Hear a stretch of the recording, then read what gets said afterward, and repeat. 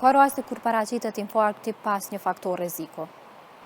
Po, ka raste edhe kur infarkti paraqitet pas një faktor rreziku të njohur deri në ato momente, ndonë se ndodh shumë rrallë, po ajo kryesisht është shkaktuar tek rastet kur kemi të bëjmë me një spazm të arterëve koronare ose kemi të bëjmë me ndonjë çrregullim të koagulimit të gjakut, në qast kemi të bëjmë me formimin të mpikjes së gjakut.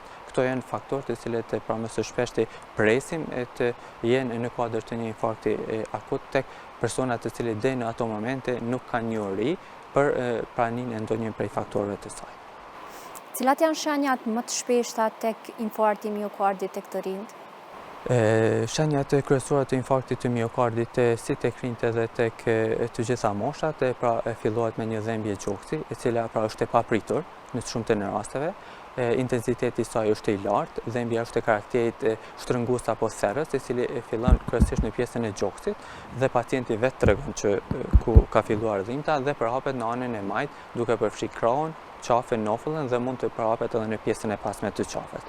Tek të rinjt, kjo shpeshherë bashkë shoqërohet edhe me simptomat të ngulqimeve, simptomat të djersitjeve të ftohta dhe të simptomave të ankthit. Ndërsa tek moshat më të moshuara, shpeshherë ne nuk i gjejmë simptomatologjinë e njëjtë sikur tek të rinjt, te ata kryesisht dominon lodhja kronike, e cila përkeçohet në ditët e shfaqjes së infarktit akut miokardit, frymëzënia, si dhe në disa raste kemi të bëjmë me mungesë totale të dhembjes së gjoksit tek moshat e shtyra, sidomos tek personat të cilët vojnë edhe nga diabeti mellit tip 2 për shumë vite, ku mos trajtimi i duar çon në dëmtim të fijeve nervore, prandaj edhe ata persona nuk ndjejnë dhembje, vetëm shkaktohet infarkti dhe atë vrejnë pas një kontrolli rutin ose pas një lodhje të tepruar. Pra mund të ketë infarkt dhe pa shenja shumë të forta? Po, mund të ketë, sidomos tek moshat e vjetra, ku diabeti mellit për shumë vite zakonisht i pa trajtuar mirë, pa qenë në dëmtim të fijeve nervore dhe ata persona nuk ndjejnë dhimbje tipike, por kryesisht ndjejnë lodhje dhe frymëzënie. A ndodh që simptomat ngatrohen me ndonjë sëmundje tjetër? Për shkak të pozitës së zemrës në pjesën mesme të gjoksit, ta themi, atëherë ajo dhembjet të cilat shfaqen te infarkti akut mund të përzihen ose të mbivendosen me simptomat të cilat gjenden te organet tjera.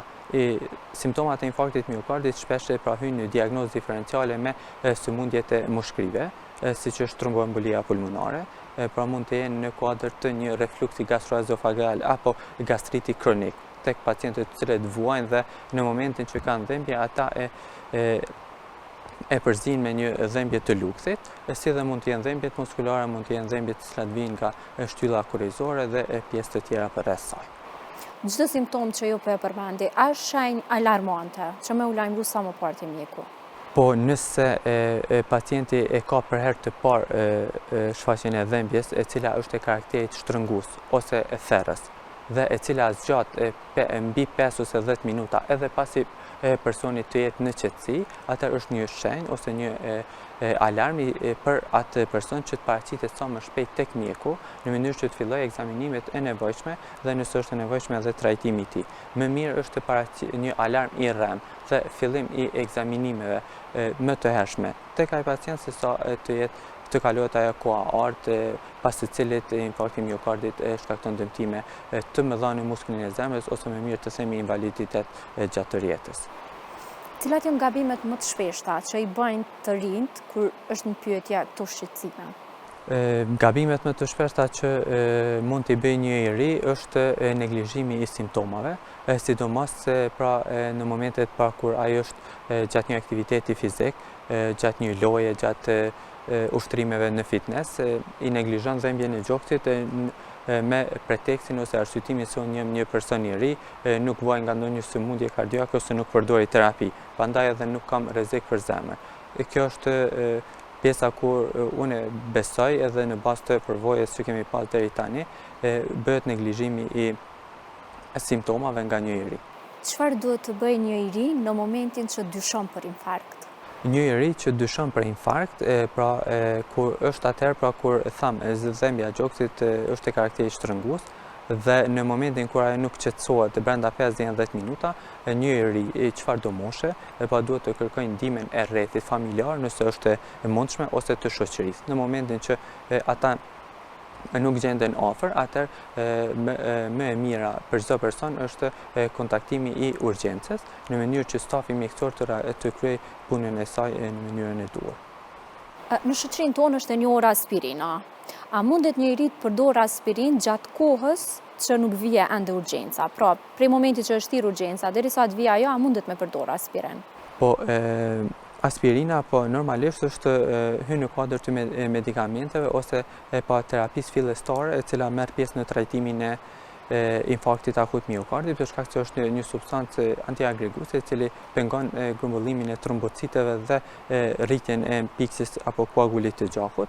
Mirë po, përdorimi i saj rekomandohet vetëm pas rekomandimit ose pas dhënies së mjekut. Për shkak se në momentin që paraqitet dhembja e gjoksit, njëri duhet ta thërasë ekipin e urgjencës, mirë po nuk do të thotë që ai pacient ose ai person po përjeton infarkt. Prandaj përdorimi i aspirinës përpara ardhjes së urgjencës ekipit mjekësor nuk rekomandohet që të fillohet, për shkak se nganjëherë edhe përdorimi i tepruar ose i pavendi i aspirinës pra mund të përkeqësojë probleme të tjera siç përfshin problemet gastrike.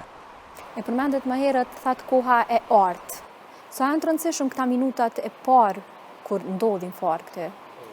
Po, koha artë të cilën ne preferojmë për trajtimin e sëmundjes apo të infarktit të miokardit është 120 minuta nga fillimi i simptomatologjisë fillestare deri tek përfundimi i trajtimit. Kjo është koha artë gjatë së cilës rivaskularizimi i arterjes së bllokuar pra mund të çojë në rikuperim më të shpejtë të muskulit të zemrës. Sa më gjatë të jetë koha mbi 120 minuta, atëherë kthimet janë të pakthyeshme dhe dëmtimet e muskulit të zemrës janë shumë të mëdha dhe duke shkaktuar invaliditet të përhershëm.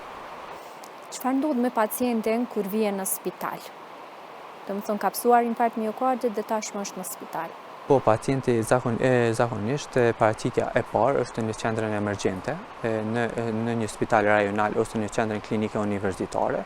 Në momentin që ai paraqitet, kryesisht fillohet me një anamnezë nga ana e mjekut në mënyrë për pyetjet mbi simptomatologjinë dhe kohën kur ka filluar dhe nëse ka pas më përpara probleme të njëjta, si dhe për anamnezën familjare. Këto janë pyetjet e para të cilat bëhen nga mjeku, realizohet një EKG, si dhe merren analizat laboratorike të cilat tregojnë për dëmtime të muskulit të zemrës. Në momentin që EKG-ja dhe analizat e dëmtimit që tregojnë për dëmtim muskulit të zemrës dalin pozitive, atëherë menjëherë fillohet me trajtimin terapeutik dhe pastaj përgatitet intervenimi ose realizimi i angiografisë koronare. Është një metodë diagnostike e cila i përdor rrezet X për të bërë vizualizimin e arterëve koronare dhe në momentin që aty zbulohet se njëra prej arterëve koronare është e mbyllur mbi 90%, atë vazhdohet me stentim dhe bëhet hapja e asaj artere.